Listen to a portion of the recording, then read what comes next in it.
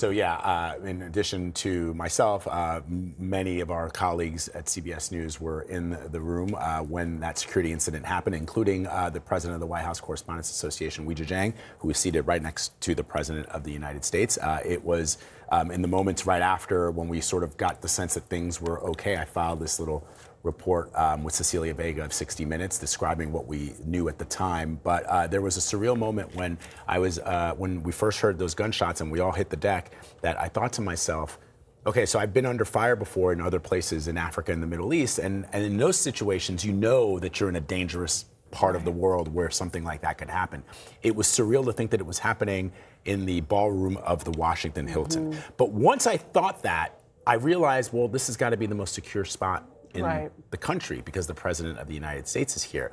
And then literally in those nanoseconds, my thoughts went to the children in this country who do not have Secret Service protection and who face the threat of mass shootings on an almost daily basis in this country. It was incredibly surreal then to pop your head up and to see what was happening all around you. What did you think the first time you heard something off? What did you hear? I thought when you heard the gunfire? I heard the gunfire, and I thought this is a shooting event. No hesitation. Nope. I mean, like I said, I'd been in places before where I heard. You know what it sounds like. I knew what it sounded like. But again, once I got the sense that there's Secret Service milling around and telling everybody to stay down, then I started to peek my head up to see what the action was. Unlike a lot of younger journalists, I'm not one of those people who immediately picks up their phones and starts filming. I know a lot of people were doing that, and I'm like, I'm observing, but I guess I was talking to Caitlin Huey-Burns about that. She's like, you're old school, you're analog. And I was like, yeah, I kind of am. You had your reporter's notebook. Yeah, my little notebook, it was all up in here. Vlad, I just honestly I still can't believe it. It was unbelievable. So many people in the room, too. 2,500 plus people, and the suspect, of course, accused of trying to shoot up this dinner is expected to be arraigned today on at least 2 charges. President Trump posted this surveillance video of what appears to be the suspect running through a security checkpoint outside of the ballroom of the Washington Hilton Hotel.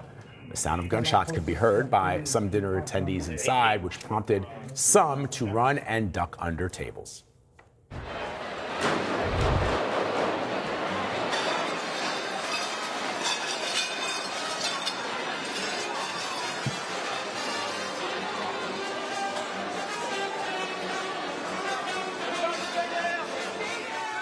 It's interesting. You can't really hear it there, but I could clearly hear it. A law enforcement source tells CBS News at least 6 shots were fired before the suspect was stopped. President Trump, the First Lady, and members of his administration were all safely evacuated. The president discussed the shooting with 60 Minutes contributing correspondent Nora O'Donnell, who was also at the event. What happened is it was a little bit me. I wanted to see what was happening, and I wasn't making it that easy for him. I wanted to see what was going on. And by that time, we started to realize maybe it was a bad problem, different kind of a problem, bad one. We were asked to go down by the agents as I was walking. In other words, they wanted you almost to crawl. I was standing up, pretty much. I was standing up and then turned around the opposite direction and started pretty much walking out. It was about halfway there, and they said, please go down to the floor, please go down to the floor. So I dropped to the floor, so did the First Lady. All right, CBS News White House reporter Olivia Rinaldi was also at the event, and she joins us now. Olivia, I saw you after we got the all clear. You went immediately to the White House to begin reporting. Tell us what you experienced.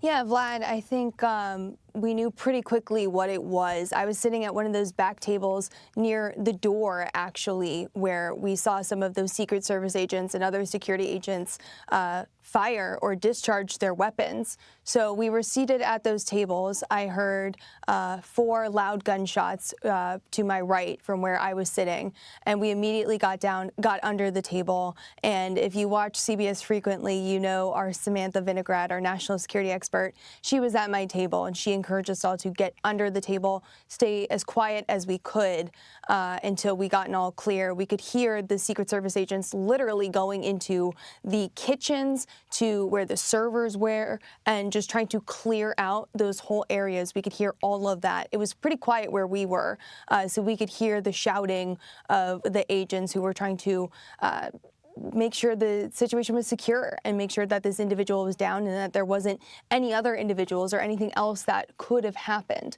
After that, we popped up, and I immediately started looking for some of my colleagues who had experienced something similar in Butler, Pennsylvania in July of 2024. I found one of them, and we decided to get out and leave. We left through a galley kitchen once we were given the all clear from Secret Service, and then we just started making our way to the Bureau. We finally got here, and we had seen that some of our colleagues, including you, were still inside. We could see you on the pool camera, and it was great to see that you were okay, but we then realized, okay, the president is now coming to the White House to give this press conference, and we have to do our jobs. So it really was taking off the hat of being there at this dinner. You never take off the journalism hat ever, but taking off the, okay, we're here to celebrate the First Amendment, to now this could have been an extremely tragic event, and now we are covering it, and thank God everyone is okay. Even that Secret Service agent the president said is doing okay, the one who was shot in the chest, but just an extremely harrowing night, not the way we thought this would go at all. And Olivia, you and your colleague were at Butler, Pennsylvania, where the president was shot at and a bullet grazed his ear. When this happened, did you immediately know what it was? Were you taken back to Butler? I mean, what was going through your mind and into your decision to leave? Yeah, I knew immediately what this was, and I think you have this moment where you don't want to believe that it's happening again. When I was under the table, another one of our colleagues, Olivia, reminded me what I kept saying. I kept saying, I can't believe this is happening again. I can't believe this is happening again. Because I didn't want to believe it, that this could be happening again. Because you think you're in this ballroom, you just went through security. It's got to be the most secure hotel in Washington at the moment. And to have this happen was jarring for sure. But security did their jobs. They had to secure the ballroom. The ballroom was secure. I'm grateful for law enforcement who stood up and took care of this individual.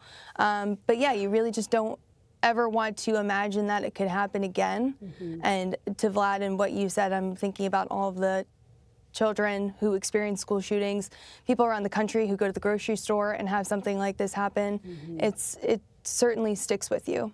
And yet, Olivia, you are, just a few years into your career as a journalist, and you've already experienced 2 mass shooting events in this short period. And through both of those events, you've exhibited great poise under pressure, great grace under pressure. You're an incredible journalist. I'm proud to work with you every single day. Thank you for what you do. Thank you, Olivia. All right, for more on the shooting and how it unfolded, let's bring in another stalwart reporter at CBS News, our Homeland Security correspondent, Nicole Sganga, who was also in the room. And we have video of you, Olivia, in Nicole, in the ballroom under a table, but you were able, obviously, to get out safely. Describe what you were feeling in this moment. Yeah, and I was actually next to Olivia Rinaldi. I mean, I think in this moment, we were sitting at a table with a number of national security professionals, including I was next to Sam Vinograd. We were there with a member of the CIA. When the shots were fired, we were toward the back of the room, about 1 floor beneath where shots were fired by both the assailant and by the Secret Service, and we knew exactly what this was. And so immediately we heard Secret Service say, get down, get down. Our entire table sort of rallied underneath the tablecloth. We pulled everyone in. And it was in the moments after that I thought, okay, let me grab my camera because I think this is going to be hard to believe if we don't document it. And also I did want people to understand what this felt like. Nicole, I can't even imagine. We are learning more about how this happened, what the timeline was. Tell us what you're hearing from sources. Yeah, so at approximately between 8 p.m. and 8:30 p.m., which keep in mind the event starts at around 7:30, we know that the alleged gunman here, Cole Allen, sent an email, a confession of sorts. Some have referred to it as a manifesto to members of his family. And in that very blatant statement. He expresses a desire to target Trump officials. He speaks quite critically of this administration, and he really outlines his plan to target those officials first and foremost, and to eliminate anyone from the Secret Service or law enforcement only if he needs to, this according to his own writings. It was shortly thereafter that we understand that the assailant left his hotel room. He had a hotel room on the 10th floor of the Washington Hilton, and he went into the stairwell, that interior stairwell that so many hotels have, and he descended 10 stories inside of the stairwell, where he emerged on the terrace level, which is one floor above where the ballroom was. For those who were at the event, it was the same floor that the red carpet was at.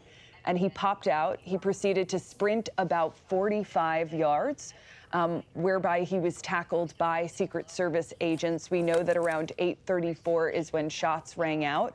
At that point in time, security was actually taking down and breaking down some of the mags, the magnetometers that they used to screen guests, because no other dinner guests were permitted into the area. But the way the Secret Service protects the President of the United States and the line of succession is in concentric rings. And you did see that on full display on Saturday. There's been a lot of speculative talk about, was security loose at the hotel? There were plenty of people mulling about in the lobby. Well, the lobby is not the protective zone of the Secret Service. And so, to echo Olivia, I have spoken to half a dozen former members of the Secret Service, including site coordinators for that event, that said on Saturday, security worked exactly as intended. And you saw the gunman get nowhere near the ballroom, let alone the dais where the president was seated. So, go ahead. No, as you pointed out, Nicole, I mean, people don't realize that where the gunman was taken down was on a completely different level than where we actually were. And I've been going, this is my... But it is amazing. You guys could hear the gunshots so clearly. Yeah, we could. I mean, we heard them. And what's also remarkable is that I've been going to this thing for 12 or 13 years. I don't recall this being any different than any other time that I've been. In other words, people saying, oh, I know the Washington Post has a report out that says that there are measures, maybe you can talk briefly before you go about that, Nicole. Yeah, Vlad, it has never been a national special security event. I do think there will be some consideration moving forward about elevating this event to that of the Super Bowl, of the inauguration, to the highest level that the U.S. government has, which would lend itself more resources to a high-profile dinner like this. That being said, yes, this dinner did work as intended. And to your point, to watch all of the different detailees, the cabinet secretaries, the president himself being evacuated from that room, I mean, it was really a sight to be seen. Nicole Sganga, thank you so much. Thank you, Nicole. We'll let you go now. Thank you. Let's bring in Richard Esposito. He is a former deputy commissioner of the NYPD and a CBS News law enforcement contributor. Richard, thanks so much for joining us. So, like Nicole said, our colleague, who is Homeland Security Justice correspondent, she said for many people, security worked just as intended. There's this other narrative that how was this man allowed to check into this hotel to begin with? How was there, limited security when he checked in? Presumably his bags were not searched, even though this event was happening the very next day. He, I believe, used a staircase to get down to the area where this was occurring. And his family had alerted law enforcement that he was a potential danger. Minutes earlier, I believe, with not much heads up. But Richard, in your view, when you look at all of these factors, what's your assessment of this from a security perspective? Sure. Good morning. Well, Nicole laid that out very, very clearly from the perspective of the presidential protection detail and the detail that protects the dais. And I've seen that other narrative that Vlad pointed out. But the reality is event security at perimeters is always a challenge, whether it's a ball game, a soccer match. If you think of the funnel in, that's always a challenge, that point in any event security. So as Vlad also pointed out, I've been to this event several times too. This is not lax by the standard of past events. This is pretty much how it's been. They're certainly going to review event security. the invitations that everyone receives in the mail or in the email, the question of whether people have to show any facial ID or any vetting in advance of the guests. Those things aren't really done with this event. That doesn't get you quite up to the level of a national security event, but it adds to the event security. I think part of it is people have tried to make this an event that's a little bit easier to get into than other events might be.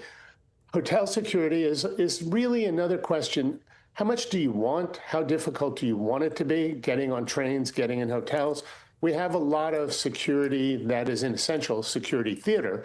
And then we have real security. And I think that's what the professionals are going to look at here.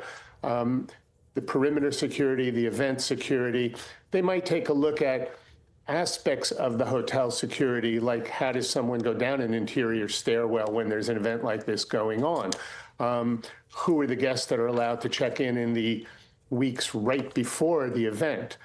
Things like that, I think they'll look at. So yesterday, CBS News national security contributor and former deputy director of the Secret Service, A.T. Smith, discussed whether he thought protocols were followed. I want to play a little bit of what he said and then get your reaction. They certainly followed the security protocols in terms of evacuation of the protectee and having a security plan that involved, obviously, the magnetometer operations, making sure that all of the guests inside that ballroom were screened. The question, and no agency is harder on itself than the Secret Service, that has to be asked is what allowed that individual with a shotgun and apparently a pistol to be able to get that close and be able to breach at least that magnetometer checkpoint. So as we pointed out, that all worked according to plan up until the moment this individual ran past the mag. But the other point that was made earlier on our air by Aaron McLean, who's a former Marine and a contributor to CBS News, he pointed out the fact that of those shots fired, none hit the suspect. What did you make of that? So it sounds like the suspect had a shotgun and what appears to be a semi-automatic, either a 9mm or what's called a 380, a short 9mm, something like that. All I've seen is the video, and all I've heard is what you've heard. It sounds like the shots were fired by the suspect. We don't know that. I don't know that, but we'll see. So what you make of it is you saw the massive, he might have got past the magnetometer and onto that balcony level, let's call it. But you saw the rapid response from law enforcement, very professional, spread out, nobody's in front of each other, ready to shoot. I don't think they shot, maybe someone did, but if any of these people shot, they probably would have hit them. All right, Richard Esposito, thank you so much for that analysis. Thank you.